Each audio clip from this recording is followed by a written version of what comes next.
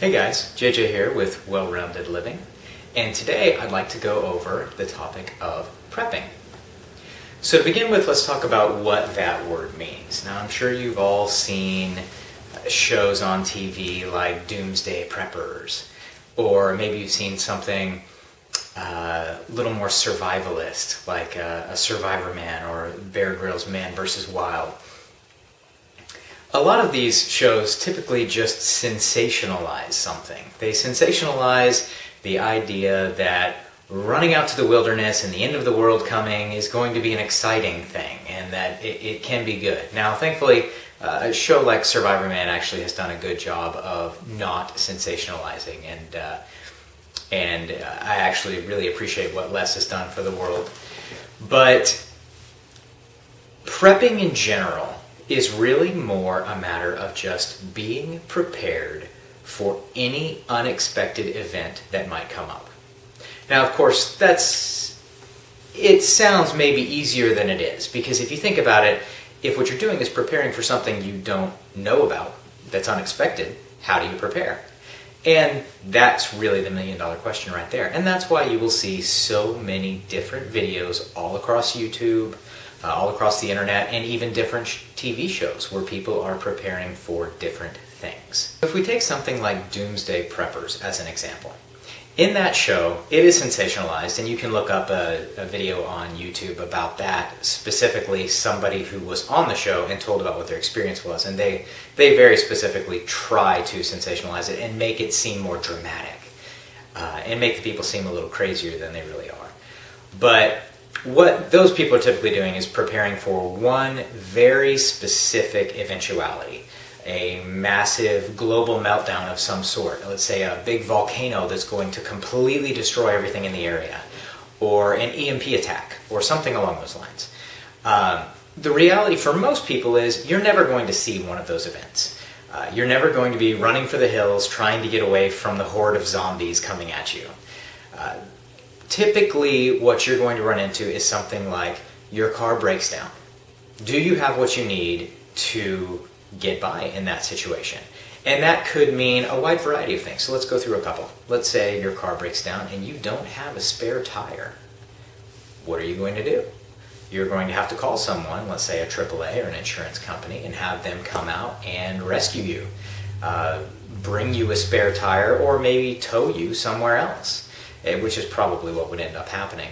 But let's say you do have a spare tire, but you don't have a tire iron. That's the thing you use to take the nuts off of the tire, or off of the wheel, so you can get the whole thing off and put the spare back on. Well, if you don't have that, what good is the spare tire? Now, a lot of people would say, well, I just call somebody for help. Well, what if you're out in the country? What if you're doing a cross-country trip, or actually, there is another user on YouTube called Scout Prepper, and he was talking about how he had gone out to his hunting lease in one of his videos, and he was on his way back and got a flat. Didn't have a spare.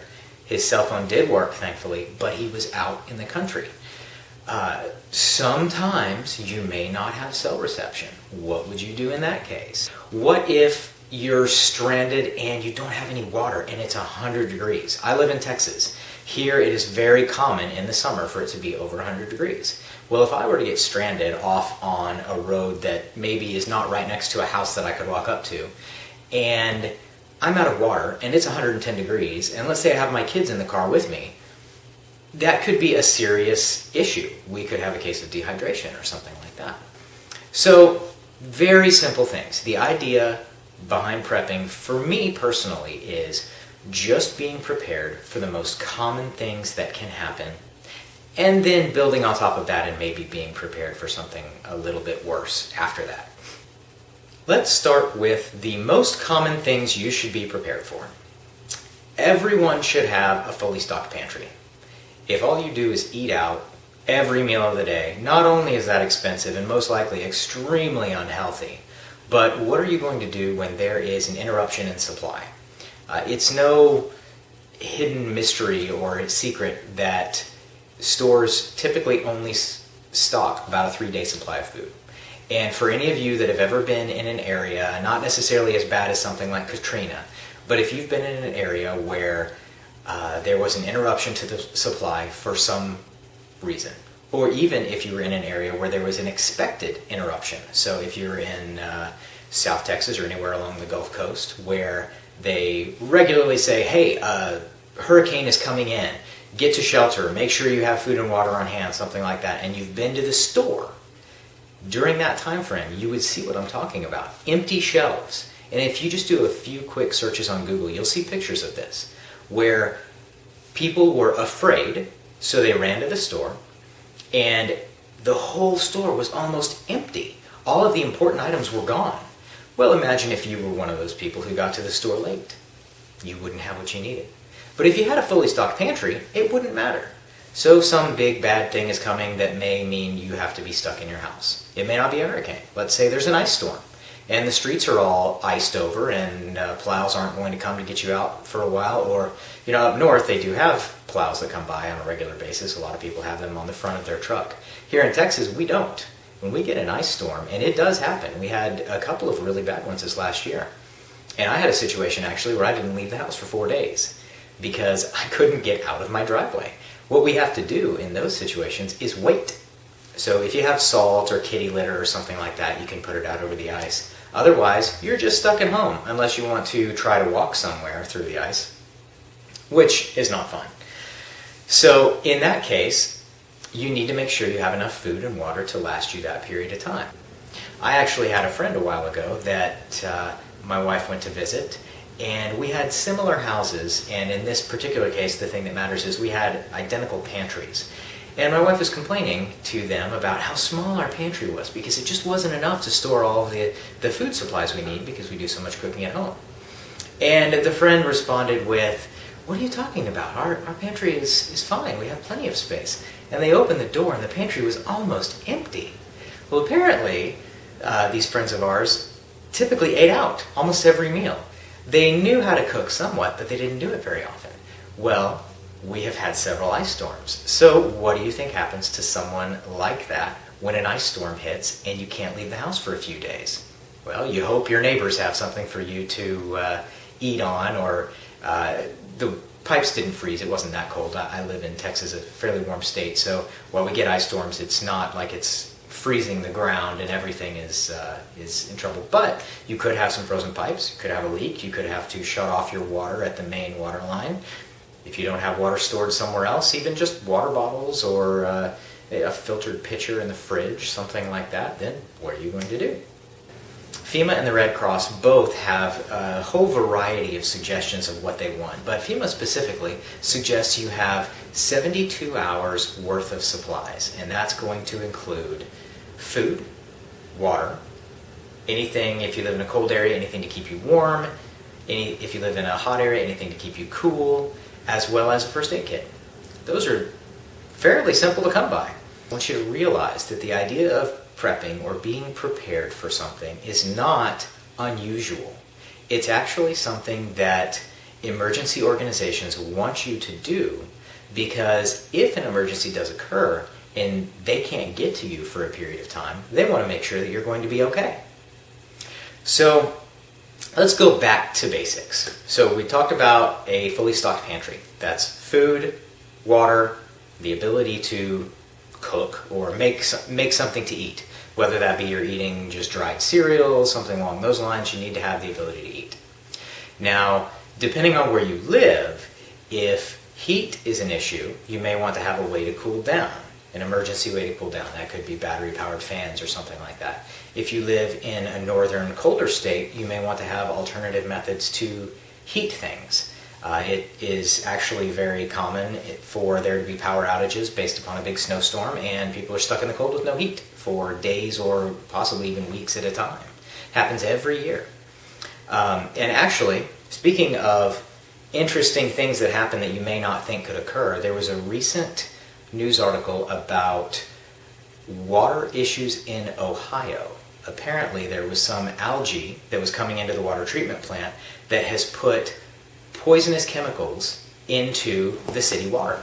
So nobody could drink the city water. Now thankfully it's good weather, there aren't any other major issues, so water was able to be trucked in from other places.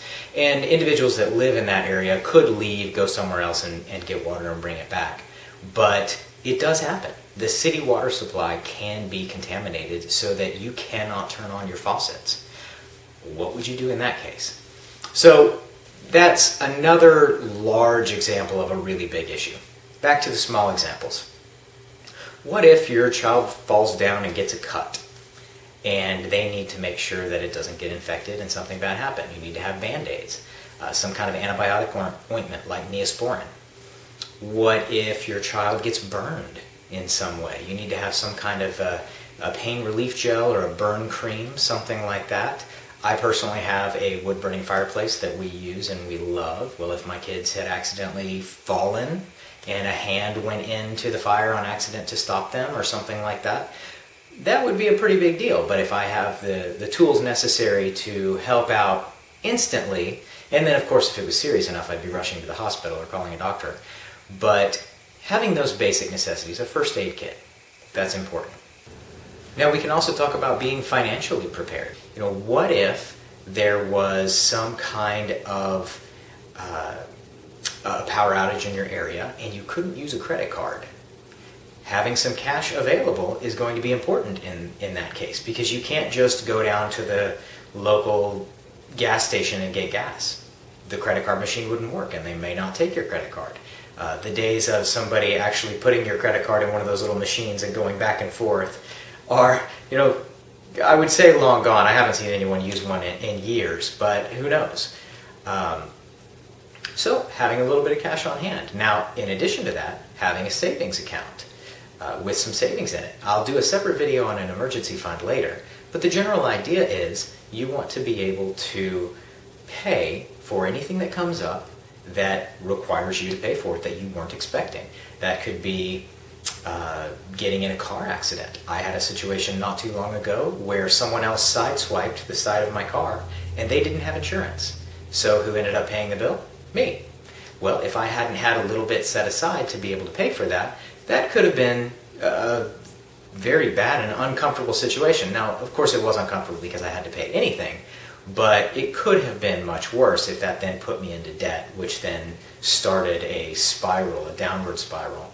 Similarly, what if a spouse loses a job? That happens all the time. People lose their jobs, and actually with the recession that happened not too long ago, a lot of people had trouble finding jobs. By having a little bit of money set aside, if you lose a job and can't pay or don't have any income coming in for a little bit and you need to pay a bill, you can. The alternative to that would be you're living paycheck to paycheck and you can't pay that next bill, and once again starts a downward spiral. Now the next thing I want to go over is having skills. You can have all the gear in the world, all the food in the world, all the water, but if you don't know how to use any of these things, let's say you have flour and sugar and you don't know how to make bread, or you don't know how to make anything, you can't cook, then what good are all these supplies going to be unless they're ready to eat? And ready to eat food doesn't last that long. So if you have a fully stocked pantry and you're cycling through it, then it's not as big of a deal. You can eat beans or rice or crackers and peanut butter and things like that. There's plenty of items that don't require you to do much cooking, but it's still a very useful and valuable skill to have. Now, beyond that skill, what if something breaks? Well, let's say you have a situation where your toilet is clogged and you don't know how to use a plunger. Something that is seemingly not that big of a deal could suddenly escalate into a huge emergency when your toilet is clogged and you can't use it. It could very well mean you're having to go outside and dig yourself a trench, and who wants to do that? So by just being prepared with a few little skills, you will be much better equipped to handle anything that can come along. Another thing that could be considered a prep, but is also just a good skill to have, and yet it's fading, is the ability to grow your own food. Now, not everybody's going to go out and buy a farm and try to grow their own whatever. It's not necessarily cost effective. The way the economy is set up right now, it is definitely cost effective for the big companies to go in and farm a huge area of land and then sell it for peanuts. Well, peanuts are expensive these days too, but sell it for next to nothing. But if you can do just a small garden in your backyard, it's going to have multiple benefits. One is you have food. You know how to grow your own food. If there was a big disaster, you would be able to create your own food while the person next door may not be able to. But even if you're not looking for a preparedness type mindset, growing your own food at home, you know what goes into it. There don't have to be any pesticides. You know the soil it's growing in. You know the seeds you used. And if you save the seeds, you can do that year after year and be self-sustaining. Your garden can be self-sustaining with just a little bit of help from yourself. So having the skills to be able to do that are important. Something I do every day is carry a Swiss Army knife around with me. And you'd be surprised at how frequently that comes in handy. Whether it be using the Phillips head screwdriver to undo a screw, or the flathead screwdriver, or using the flathead screwdriver to pry something open. Or, although I don't do it very often, it has a can opener on it that I can use. And I actually use the Swiss Army knife toothpick almost every day, and the tweezers very frequently as well. It's just an item that is easy to carry, can be useful in so many different situations, and is one of the things I consider personally a prep. Simply having a plan is an important prep. That could mean, what does your family do in the case that you wake up in the middle of the night and the house is on fire? Or if there's a flood? Or if an intruder breaks into your house? Something like that.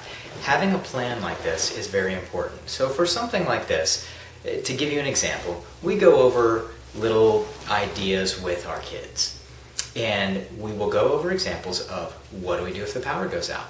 And my daughter knows, she runs and grabs a flashlight, and she has a lot of fun with that. But whenever the power does go out and it goes black, she won't be scared because we've practiced. We've turned off all the lights and we've run around doing drills like that. And it's just a game, but it's actually useful. So if the power goes out, she'll run, grab a flashlight, and everything will be good. Now, if a fire occurs, that's going to be stressful and scary for everyone. But my kids know that if a fire occurs, we all meet out at the mailbox. So everyone's going to get out of the house one way or another, and they know where to meet. If someone were to break in, we have a plan for that as well.